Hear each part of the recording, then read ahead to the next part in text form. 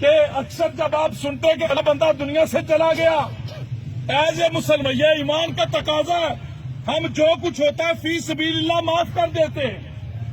اب لوگ کہتے ہیں چلو جی خدا کی رضا کے لیے معاف کیا، لیکن کبھی دنیا کے اندر بیٹھے ہوئے وہ مظلوم جب اس ظلم کو یاد کرتا ہے تو ادھر عذاب والے فرشتے اس کی ظالم کی قبر کے اندر آن پہنچتے ہیں اور اسے عذاب دینا شروع کر دیتے ہیں۔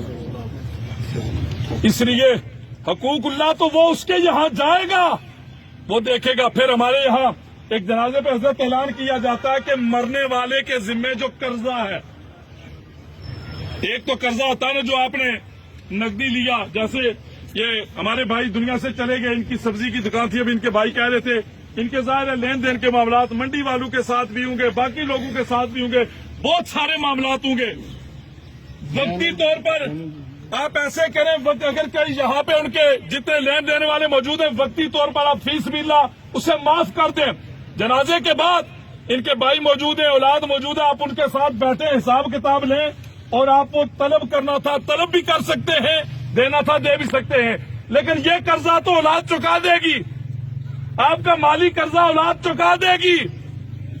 لیکن جس مظلوم پہ آپ ظلم کر کے چلے گئے، غور کریں وہ قرضہ کون چکائے گا؟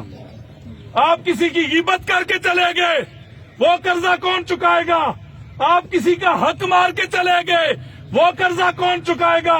آپ نے کسی کا دل دکھایا، وہ ہمیں کیا پتا، دن کے اندر ہم سینکڑوں کام ایسے کرتے ہیں کہ جن کی وجہ سے کئی لوگوں کے دل دکھتے ہیں، کئی لوگوں کے دلوں کو تکلیف ہوتی ہے، وہ قرضہ کون چکائے گا؟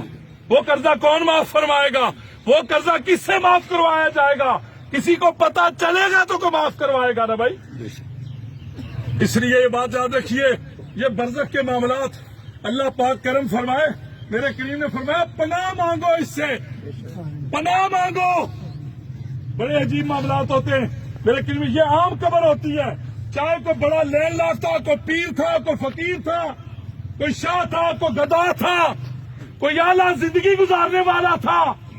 آپ نے دیکھا ہوگا جب دنیا سے جاتا ہے تو کانا ناپا جاتا ہے، یہی بات ہے نا بھائی۔ کبھی ایسا ہوا کہ 5 کنال میں رہنے والا، اس کی قبر بھی 5 کنال کے اندر کھودی جائے، اور 1 کوارٹر کے اندر رہنے والا اس کی قبر بھی چھوٹی کھودی جائے؟ نہیں، وہ کوئی بڑا تھا یا چھوٹا تھا، کانا ناپا جاتا ہے۔ 4 انگلی سر والی سائڈ سے، 4 پیر والی سائڈ سے 2.5 فٹ اس کی گہرائی ہوتی ہے۔